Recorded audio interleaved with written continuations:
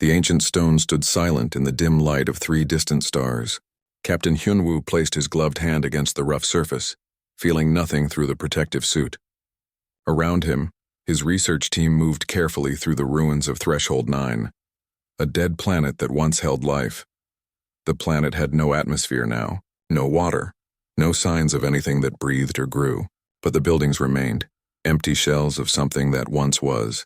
The stone walls curved in strange patterns. The doorways were shaped wrong, too tall and narrow for any species the Coalition knew. Dr. Jiwon appeared beside him, her insectoid form moving with careful grace. Her translator device hummed softly as she spoke. The writing here is different from the others, older. She pointed to marks carved deep into the stone. These symbols match fragments we found on 6 other dead worlds. Hyunwoo studied the marks through his helmet display. His species, the Taurian people, were known for their careful scientific methods. They did not jump to wild conclusions. They worked with facts and evidence. But even he felt something strange about this place. "What do they say?" he asked. Jiwon was quiet for a moment. Her forearms moved in patterns that showed she was thinking hard. "They speak of the precursors, the ones who came before, the ones who planted the seeds of life across the stars and then disappeared." Hyunwoo had heard the stories. Every child in the Coalition knew the myths. Long ago, before any current civilization existed, a race of beings had traveled between the stars. They had helped other species grow and learn. Then they vanished without explanation. Most scientists believed it was just a legend, stories told to explain the mysteries of the past. "The text calls them something specific," Jiwon continued. She traced the symbols carefully. The word translates roughly as human. They describe them as strange creatures. 2 arms, 2 legs, forward-facing eyes. They walked upright like us but were smaller, softer looking. Yet the text says they were the most dangerous beings in the galaxy. "That makes no sense," Hyunwoo said. "How could a soft species be dangerous?" Jiwon moved to another section of wall. "According to this, they came from a world of constant danger. Their planet tried to kill them every day through weather, predators, and disease. They evolved to survive impossible conditions. They could run for days without stopping. They could heal from terrible wounds. They could think and plan in ways that seemed like magic to other species." The communication device on Hyunwoo's wrist buzzed. He touched it, and the hologram image of Commander Dalho appeared in the air. "Captain, you need to return to the ship immediately. The Coalition Council is calling an emergency session." The war has escalated. Hyunwoo felt his stomach tighten. The war between the Krell Empire and the Vrick swarms had been going on for 3 cycles now. Both sides were powerful military forces. The Krell were large reptilian beings, cold and tactical. The Vricks were insect-like creatures who worked as one collective mind. Neither side would surrender. "What happened?" Hyunwoo asked. "Admiral Sangwoo used a forbidden weapon. He destroyed an entire Vricks colony world. 3 billion lives gone in seconds. The Vricks are calling for total war. They want to wipe out every Krell in the galaxy." Hyunwoo closed his eyes. 3 billion. He could not imagine that many deaths. The Coalition had tried to stay neutral, to help negotiate peace. But with an attack this terrible, peace seemed impossible now. The ship trip back to Coalition space took 2 days. During that time, Hyunwoo watched the news reports with growing fear. The Krell had not apologized for the attack. Instead, Admiral Sangwoo had broadcast a message saying it was a necessary military action. He promised to destroy any Vricks world that threatened the Krell Empire. The Vricks' response was simple and terrible. They sent their entire military fleet toward Krell space. Hive Queen Taimin, who spoke for all Vricks minds, declared that the Krell species must be eliminated for the safety of the galaxy. The Coalition Council met on the space station called Unity Point. Representatives from 14 different species gathered in the Great Hall. Hyunwoo attended as an observer, his role as a research captain giving him access to important meetings. The debate was loud and chaotic. Some council members wanted to support the Vricks and punish the Krell for their crime. Others argued that helping either side would only make the war worse. A few suggested the Coalition build up its own military and force both sides to stop fighting. But everyone knew the truth. The Coalition had no real military power. They were scientists, diplomats, and traders. They had built their society on peace and cooperation. They had no weapons strong enough to threaten the Krell or Vricks. During a break in the session, Jiwon approached the council leaders. She carried a data pad filled with images from Threshold 9. Honored members, I have a proposal that may sound strange, but I ask you to consider it carefully. The council leader, a wise old being named Elder Seo Jun, nodded for her to continue. Jiwon took a deep breath. The ruins we discovered contain evidence that humans were real. They were not legends. They actually existed. According to the text, they possessed military capabilities far beyond anything we know today. She paused, then spoke the words that made several council members laugh. I believe they may still exist, hidden somewhere beyond our explored space, in a region we call the Dark Expanse. If we could find them and convince them to help us, they might be able to stop this war. The laughter grew louder. Elder Seojun raised his hand for silence. Dr. Jiwon, we appreciate your dedication to your research, but we cannot base military strategy on ancient myths. The Dark Expanse is unexplored because it is too dangerous. No ship that enters that region ever returns. We need real solutions, not fairy tales. Jiwon's shoulders slumped. She returned to her seat beside Hyunwoo, who placed a comforting hand on her shoulder. You tried, he said quietly. Maybe it was a long shot anyway. The council session ended with no clear decision. They would continue to monitor the situation and hope that somehow the two sides would come to their senses before more worlds burned. That night, Hyunwoo could not sleep. He kept thinking about the ruins on Threshold 9, about the stories carved in stone, about beings called humans who could survive anything and fight in ways no one else understood. His communication device buzzed at 0300 hours. The message was from the Coalition monitoring station at the edge of explored space. A strange signal had been detected. It came from deep within the Dark Expanse, the region where no one dared to travel. Hyunwoo pulled up the data on his display. The signal was strong, deliberate. Someone was broadcasting something. The pattern repeated every 30 seconds. He sent the signal to Jiwon immediately. She responded within minutes, her message text shaking with excitement. She had run the signal through every translation program. Most of it was incomprehensible, but she found fragments that matched the ancient texts from Threshold 9. The signal was speaking an old language, a very old language, and after hours of careful work, Jiwon had translated a single phrase that repeated over and over. Hyunwoo stared at the translation on his screen, his hands beginning to shake. The message said, "We heard your distress call. We are coming." The ships appeared without warning. One moment, the space near Threshold 9 was empty. The next moment, 12 massive vessels materialized from faster-than-light travel, their arrival creating ripples in space that made every sensor on the Stellar Dawn scream warnings. Hyunwoo rushed to the bridge, still pulling on his uniform jacket. Commander Dalho stood frozen at the main display, staring at the images of the unknown fleet.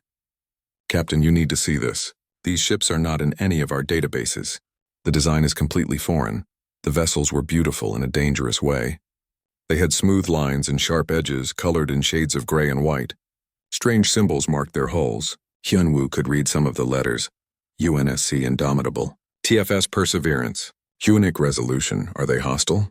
Hyunwoo asked, his mouth dry. Unknown. They have not powered weapons, but our scans show they have weapons. Very powerful weapons. Technology we cannot identify.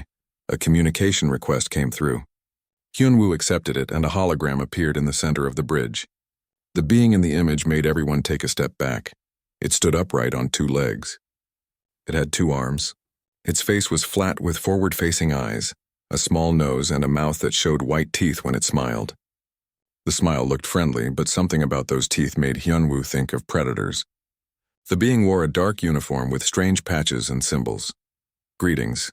I am Commander Baeom-seok of the Terran Federation Space Navy. We received your distress call.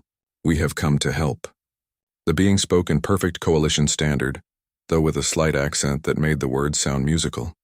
Hyunwoo found his voice. Commander, we did not send a distress call. Not directly. But our region is at war. How did you know to come? The human's face became serious. We have been watching from afar for many generations. We monitor the galaxy, though we stay hidden. When we detected the destruction of the Vrix colony world, when we heard the Coalition's desperate council meetings, we knew it was time to reveal ourselves. Dr. Jiwon pushed forward, her forearms trembling with excitement. You are human? You are really human? The precursors? You exist? The commander's smile returned, though it looked sad. Yes, we are human. We are not gods or myths. We are just people. Long ago, our ancestors did travel these stars. They helped younger species grow and develop. But then we had a terrible civil war. We almost destroyed ourselves completely. The survivors decided to hide and rebuild, to become strong again before rejoining the galactic community. We have been waiting and watching ever since. The Coalition Council called an emergency meeting at Unity Point. Commander Beom-Seok and 3 other humans agreed to attend. Their shuttle arrived at the station 2 hours later. When the humans walked into the council chamber, the room went silent. Up close, they were even more unsettling. They moved with smooth grace that suggested perfect muscle control. Their eyes tracked everything, noticing every detail. They held themselves like warriors ready for battle, even though they claimed to come in peace. Elder Seo-jun spoke carefully. "Welcome, Commander. Your arrival is unexpected. We must ask, what do you want from us?" Commander Beom-Seok stood straight. "We want nothing except to help. Our ancestors gave life to many species in this galaxy. We feel responsible for your safety. The Krell and Vrix are about to destroy everything. We cannot stand by and watch that happen." A council member from the Zorian species, a large being covered in thick fur, spoke up. "How do we know you are not just another threat? You appear from nowhere with powerful weapons. Why should we trust you?" "Fair question," Beom-Seok replied. "We do not ask for blind trust. Let us prove ourselves. Give us time to show you who we are. Send observers to our ships. Study our culture. Then decide if you want our help." The council agreed. Dr. Ji-won immediately volunteered to be an observer. Hyun-woo, despite his hesitation, joined her. They wanted to understand these strange beings who claimed to be the legendary precursors. Life aboard the human ship was fascinating and disturbing. The humans ate food that would make most coalition species sick. They consumed actual animal flesh, something civilized societies had stopped doing thousands of years ago. When Ji-won asked about it, a human crew member named Min Seo shrugged. "We are omnivores. Our bodies need protein and nutrients from many sources. It is just how we evolved." The humans exercised constantly. They had a large room filled with heavy objects that they lifted repeatedly, pushing their bodies to exhaustion. When Hyun-woo asked why they hurt themselves on purpose, Min Seo smiled. "We need to stay strong. Our bodies can do amazing things, but only if we train them. Pain is how we know we are growing stronger." The concept troubled Hyun-woo. His people avoided pain whenever possible. It was inefficient and dangerous, but humans seemed to seek it out as if it made them better somehow. Ji-won studied human culture through their art and entertainment. She discovered humans told stories about war constantly. Their history was filled with conflicts. They had fought each other for thousands of years before achieving space travel. They had developed weapons capable of destroying their entire planet, and had almost used them several times. Yet they also created beautiful music. They wrote poetry about love and loss. They valued honor, loyalty, and sacrifice. They were walking contradictions, capable of terrible violence and incredible kindness at the same time. Everything changed on the 5th day. The Krell Empire had been monitoring Coalition space. When their scouts detected the human fleet, Admiral Sang-woo ordered an immediate investigation. He sent a small attack force to test these newcomers. The diplomatic shuttle left the human fleet on a mission to meet with Coalition leaders. 3 humans were aboard, 2 diplomats and 1 pilot. They carried no weapons and flew a ship marked with peace symbols. The Krell attacked without warning. Their warship appeared from behind an asteroid and fired immediately. The shuttle tried to flee, but it was not a military vessel. It had no shields, no armor, no way to fight back. The explosion was brief and bright. 3 humans died instantly, their bodies scattered across empty space. Hyun-woo was on the bridge of the UNSC Indomitable when the news arrived. He watched Commander Beom-Seok receive the report. The human's face did not change expression. His voice stayed calm and level, but something in his eyes turned cold and hard. "Open a channel to the Krell ship," Beom-Seok ordered. Admiral Sang-woo appeared on the screen, his reptilian features showing something like amusement. "So the myths bleed and die like everyone else. Good to know. You should leave this region, humans. This war does not concern you." Beom-Seok spoke quietly. "You have killed 3 unarmed diplomats who came in peace. You have committed an act of war against humanity. I give you one chance to surrender your ship and submit to justice." Sang-woo laughed. "Or what, you will cry about it? You mammals are soft. Go home before I destroy your whole fleet." Byung-seok was silent for a long moment. Then he spoke words that made Hyunwoo's blood run cold. You have made a grave mistake. Humanity does not forget, and we do not forgive easily. Consider this your only warning. He closed the channel. Then he turned to his crew. All ships, battle stations. Load all weapons. Prepare for combat operations. Rules of engagement. Destroy the enemy vessel completely. No survivors. The human fleet transformed. Ships that had seemed peaceful suddenly bristled with weapons. Guns extended from hidden compartments. Missile bays opened.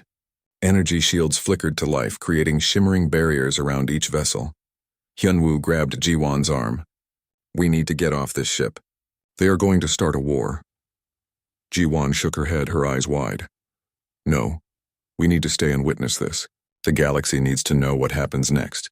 Commander Byung-seok looked at them with those cold eyes. You are guests here. If you wish to leave, we will escort you to safety. But if you stay, understand that you are about to see something terrible. We are about to show the galaxy what humans do to those who murder our people. Hyunwoo looked at Ji-won. They both knew they should leave, but they also knew they had to stay. Someone from the coalition needed to see what humanity really was. We stay, Hyunwoo said quietly. Byung-seok nodded once. Very well, then bear witness. The human fleet began moving toward the Krell ship, and the war truly began. The battle lasted 11 minutes. Hyunwoo would remember every second of it for the rest of his life. The Krell warship was massive, 3 times the size of the largest human vessel. It had thick armor plating and powerful shields. It carried enough weapons to destroy a small moon. Admiral Sang-woo clearly believed he could crush the human fleet with ease. He was wrong. The human ships moved like dancers. They did not charge forward in straight lines like normal military vessels. Instead, they split up, surrounding the Krell ship from multiple angles. They coordinated their movements with perfect timing, as if they could read each other's minds. The Krell fired first. Massive energy beams lanced out, bright enough to hurt the eyes. They should have destroyed at least 2 human ships. But the humans were not where the beams aimed. They had predicted the attack and moved before the weapons fired. Then the humans returned fire. Their weapons were different from anything Hyunwoo had seen. Some fired solid projectiles that moved at incredible speeds. Others released swarms of small missiles that dodged and weaved through space. A few used focused energy beams that cut through Krell shields like they were not there. The Krell ship's shields failed after 4 minutes. Its armor held for another 3 minutes. Then the hull breached in 6 places at once. The warship tried to retreat, but human vessels blocked every escape route. Commander Byung-seok gave the final order in a flat, emotionless voice. Finish it. The human ships fired together. The Krell warship exploded in a ball of white fire. When the light faded, nothing remained but scattered debris. The bridge was silent. Hyunwoo realized he was shaking. Beside him, Ji-won had all 4 arms wrapped around herself. They had just watched the human fleet destroy a ship that should have been impossible to defeat, and they had made it look easy. Byung-seok turned to face them. His expression was tired now, not cold anymore. That was a warning to the Krell Empire. They wanted to test us. Now they know. He paused, then added quietly. Those 3 diplomats were my friends. We served together for 20 years. They died because they wanted to help your people make peace. The Krell will answer for that. News of the battle spread through coalition space within hours. The Krell Empire was shocked. They had lost a major warship without destroying a single enemy vessel. Admiral Sang-woo immediately ordered a full investigation into human capabilities. What he learned terrified him. Humans came from a world called Earth, a planet that would kill most species within days. The gravity was strong. The atmosphere contained high oxygen levels that made it dangerous for many beings. The weather was violent and unpredictable. Predators hunted in packs. Diseases spread easily. The planet was, as humans called it, a death world. To survive such a place, humans had evolved into perfect survivors. Their bodies could endure extreme temperatures. They could eat almost anything organic and extract nutrients from it. They had incredible endurance, able to keep moving for days with little rest. When injured, they healed quickly. When threatened, their bodies released chemicals that made them stronger and faster temporarily. But their real advantage was their minds. Humans were natural tactical thinkers. They could predict enemy movements. They worked together instinctively. They learned from every fight and adapted quickly. Most importantly, they never gave up. Never. The Vrix reached out to humanity next. Hive Queen Taimin requested a meeting. She wanted human help defending Vrix colony worlds from Krell attacks. In return, she offered the Vrix's loyalty and friendship. Commander Beomsiok agreed. He sent Major Yunha and a battalion of human marines to assist the Vrix. Dr. Jiwan went with them to document what happened. The Krell attacked a Vrix nursery world called Haven 3 days later. The planet held billions of Vrix eggs and young. If it fell, it would be a devastating blow to the Vrix population. Major Yunha was a small human female with short dark hair and quiet eyes. She looked harmless until she started giving orders. Then everyone could see she was a warrior to her core. The Krell sent 10,000 troops to the planet's surface. The Vrix had only 3,000 defenders. Major Yunha had 200 human marines. The odds seemed impossible. "We will hold the main nursery complex," Yunha said calmly. "The Vrix will defend the outer perimeter. Humans will hold the inner defense line. No Krell reach the eggs. That is not a hope or a goal. That is a promise." The battle began at dawn. The Krell came in waves, their heavy weapons shaking the ground. The Vrix fought bravely, but they were not natural warriors. They began to fall back under the pressure. Then the Krell reached the human defensive line.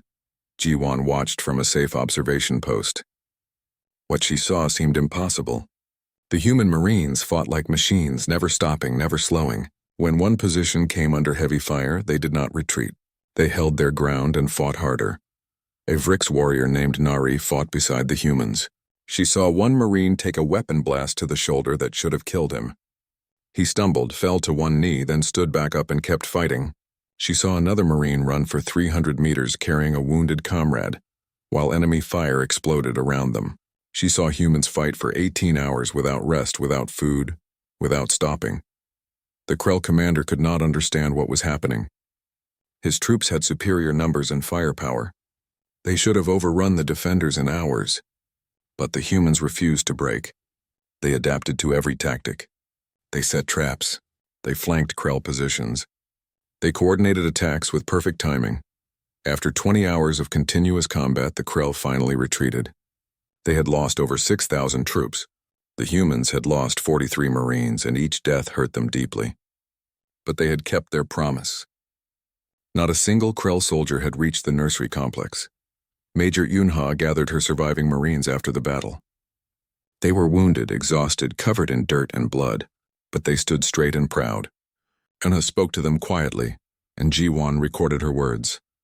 "We came here to protect innocent lives. We succeeded. The Vrix will remember this day.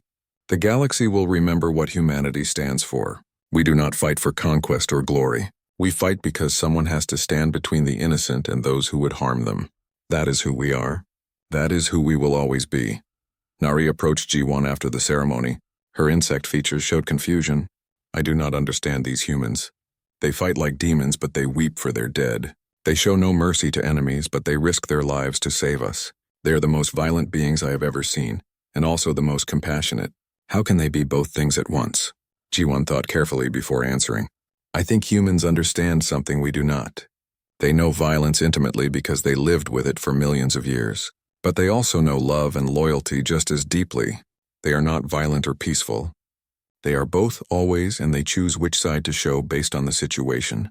The victory at Haven 3 changed everything. The Coalition began to see humans differently. They were not myths or monsters. They were people who chose to help others, even when it cost them greatly. But Admiral Sangwoo was not finished.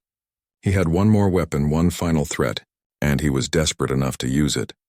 The message reached Commander Beomsiok 36 hours later. Sangwoo had activated a quantum destabilizer, a forbidden weapon that could destroy stars. He had aimed it at Seoul, the human home system. Earth and 4 billion humans would die in 2 days unless humanity surrendered immediately. Hyunwoo was on the bridge when Beomsiok received the news. He expected panic, fear, desperate attempts to negotiate. Instead, the human commander's face went completely calm. He spoke in a voice cold as ice. "Good. Now I do not have to hold my forces back anymore. Send the signal to all human fleets. Rules of engagement are suspended. Total war protocols are now active. Show the Krell what humanity really is."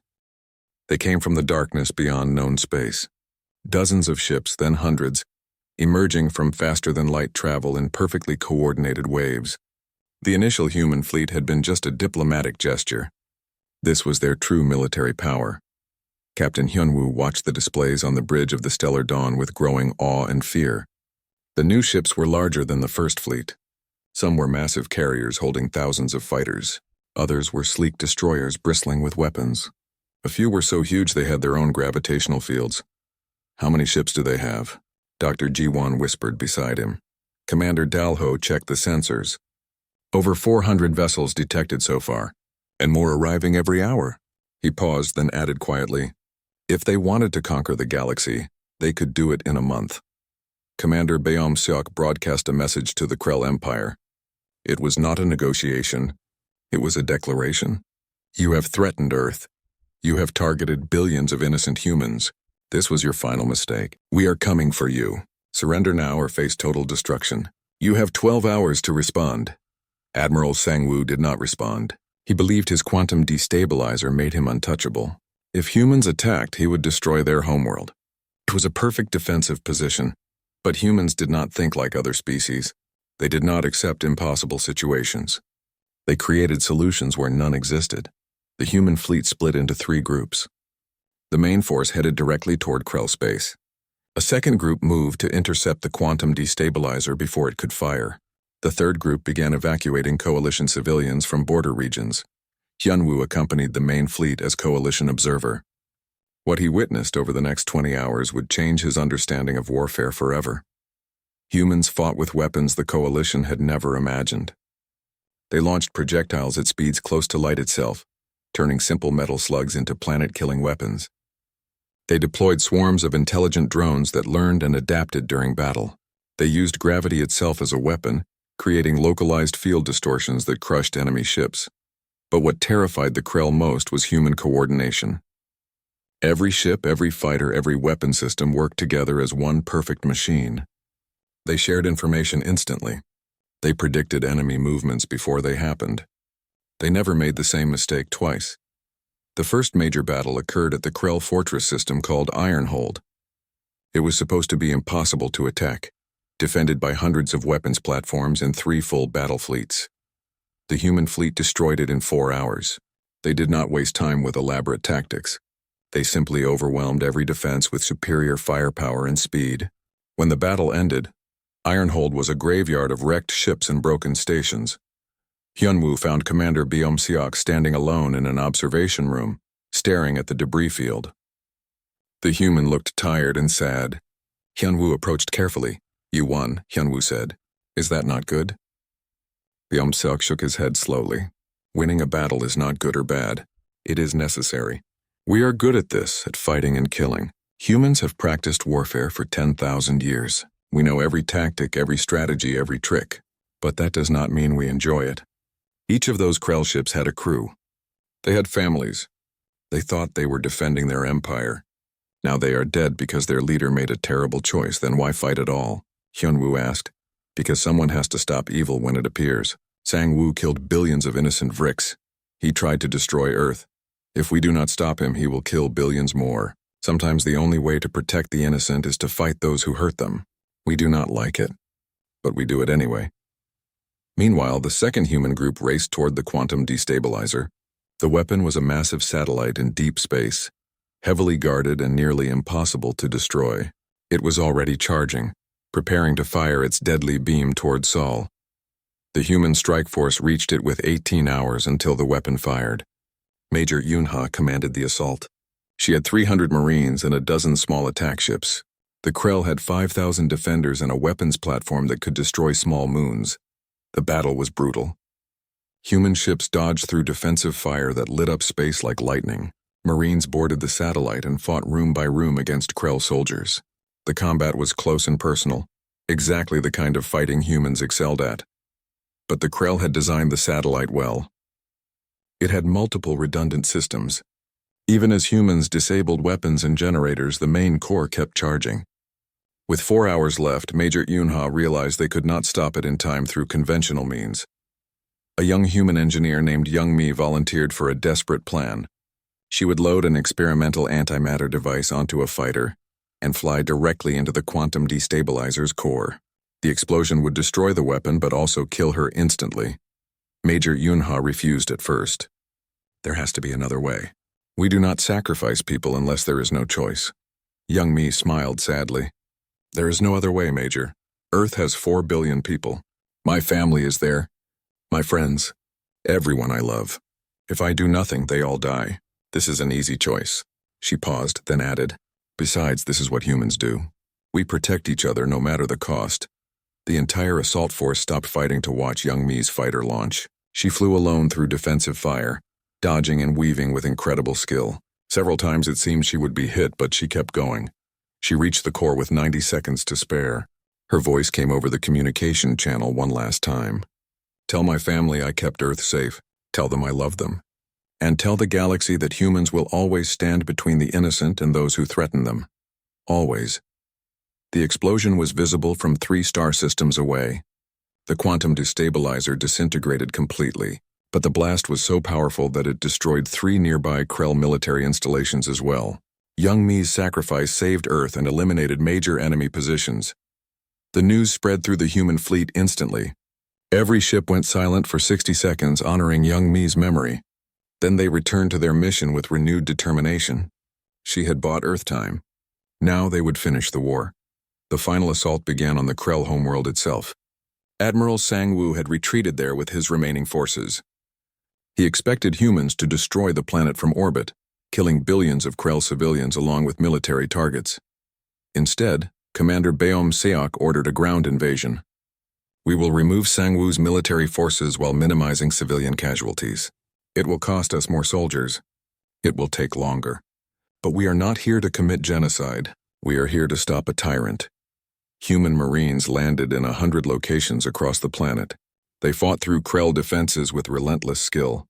Every time Krell forces tried to use civilians as shields, humans found another way around.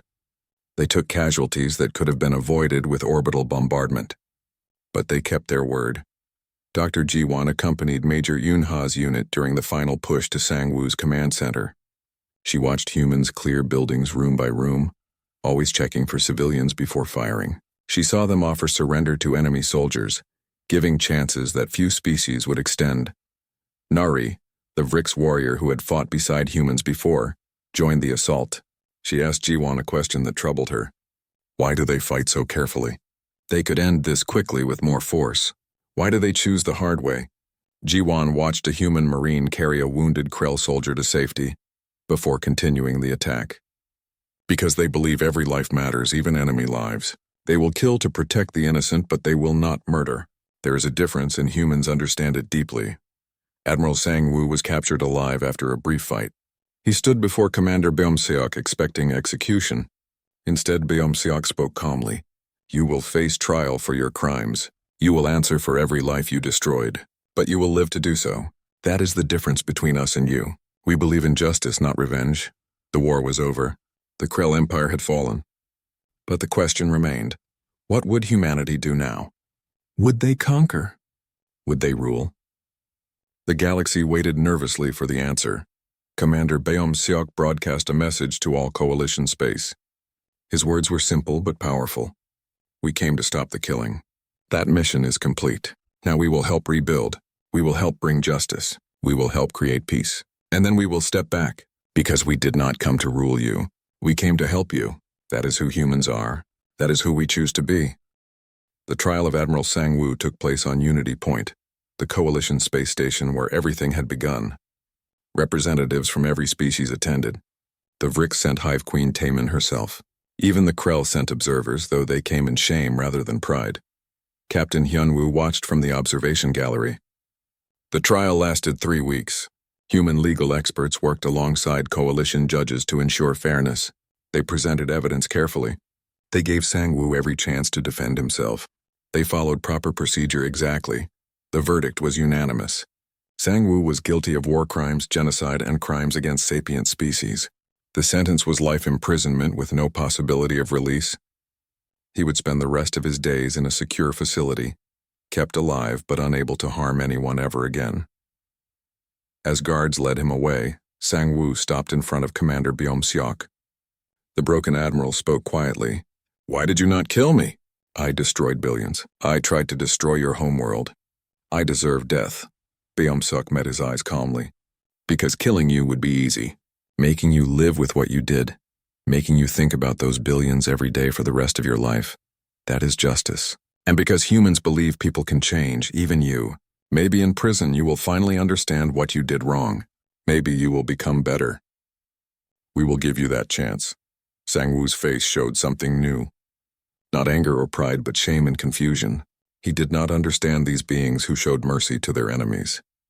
But he had decades in prison to figure it out. The Krell Empire fell apart without its military leadership. Human advisors helped the Krell people establish their first democratic government. It was slow and difficult. The Krell had lived under military rule for centuries. They did not understand concepts like voting or free speech. But humans were patient teachers. They shared their own history, including their mistakes. They showed the Krell how Earth had struggled with war and tyranny before finding better ways to live. They helped build schools and hospitals. They repaired infrastructure damaged in the war. Dr. Ji-won spent months studying this transformation. She wrote reports that would become required reading in coalition schools. The Krell people are not evil, she wrote. They were controlled by evil leaders. Now that they are free, they are choosing peace. This proves that any species can change if given the chance and proper support.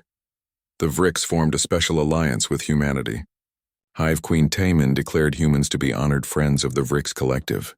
In return, humans helped establish individual rights within Vrix society. They showed that a collective mind could respect individual choice at the same time. Nari, the Vrix warrior who had fought beside humans, became the first non-human to attempt human military training. She failed the initial physical requirements because Vrix bodies could not match human endurance. But Major Eunha adapted the program for her. You cannot run as far as we do, Eunha explained. You cannot lift as much weight. Your body is different, but you can learn our tactics. You can understand our methods. You can teach other Vrix how to defend themselves properly. That is just as important as physical strength. Nari graduated 6 months later. She was not as strong as human Marines, but she was smart, dedicated, and brave. She returned to Vrix space and began training defense forces using human techniques. Within a year, Vrix military effectiveness increased by 300%. Captain Hyunwoo received an invitation to visit Earth itself. He accepted nervously. The legendary human homeworld. The death world where humanity was born. He expected a hostile, dangerous place. What he found amazed him. Yes, Earth was dangerous by coalition standards. The gravity made him feel heavy. The oxygen levels made him slightly dizzy. The weather changed unpredictably. But it was also beautiful. Forests covered mountains. Oceans stretched to distant horizons. Cities gleamed with lights and life. Commander Beom-seok, now retired from military service, showed him around. This is why we fight so hard to protect others, he said. Earth taught us that life is precious because it is difficult. Every living thing on this planet struggles to survive. That struggle makes life valuable. When we see other species threatened, we remember our own struggle. We cannot stand by and watch. Dr. Ji-won became the coalition ambassador to Earth. She lived in the human capital city and worked to strengthen bonds between humanity and other species. She published a book called Understanding Humans that became the most widely read text in galactic history. In the book, she explained human nature to other species. Humans are not naturally violent, she wrote. They are naturally protective. They evolved to defend their pack, their tribe, their family. That instinct extends to anyone they consider part of their group. Once humans decide you are worth protecting, they will die for you without hesitation. This is both their greatest strength and most defining characteristic. Human culture spread through coalition space. Their music became popular on dozens of worlds. Their stories entertained billions. Their philosophies influenced how other species thought about ethics and morality. Young coalition citizens grew up hearing stories about Young Mi's sacrifice, about Major Eunha's courage, about Commander Beom-seok's wisdom. Humans went from being frightening legends to inspiring heroes. 5 years after the war ended, Hyunwoo attended a ceremony honoring the fallen. Humans had built a memorial on Unity Point listing every being who died in the conflict. The names of 3 billion Vrix, thousands of Krell soldiers, 43 human Marines, 3 human diplomats, and Young Mi whose sacrifice saved Earth. Families from every species came to the memorial. They placed flowers and other remembrances. They cried together. They comforted each other. Former enemies stood side by side, united in their grief and hope for better futures. Major Yun-ha, who had chosen to stay in coalition space to train defense forces, spoke at the ceremony.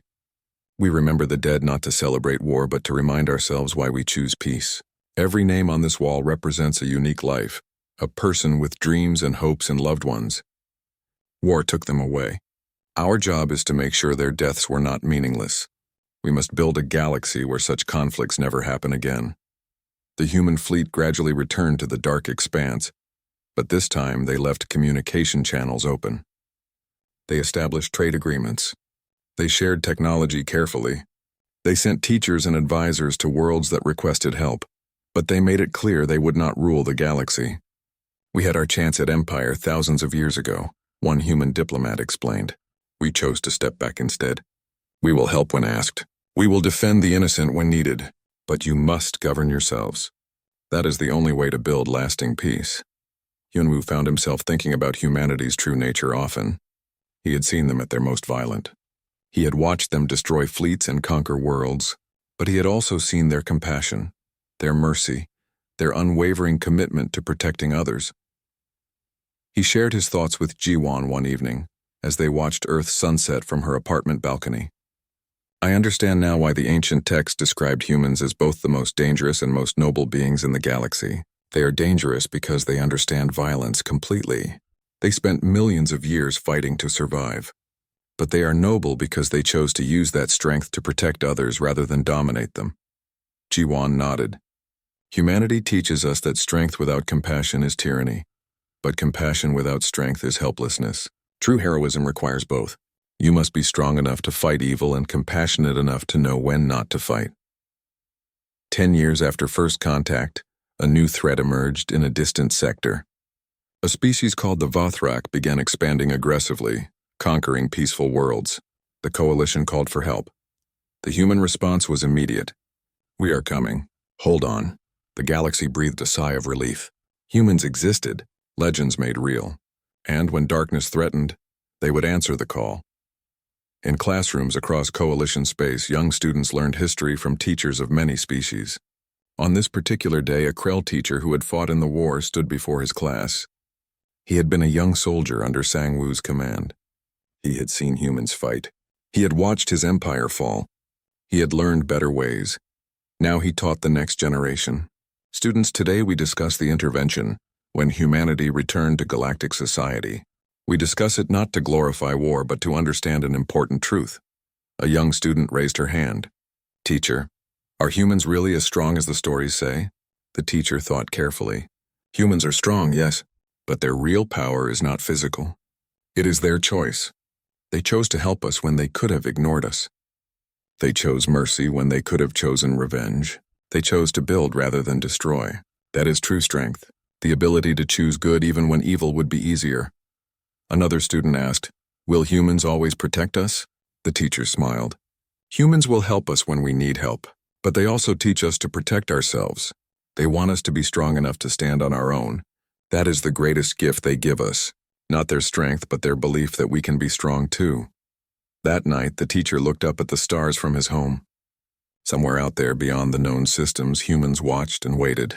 They were ready to help if needed, but they trusted the galaxy to govern itself.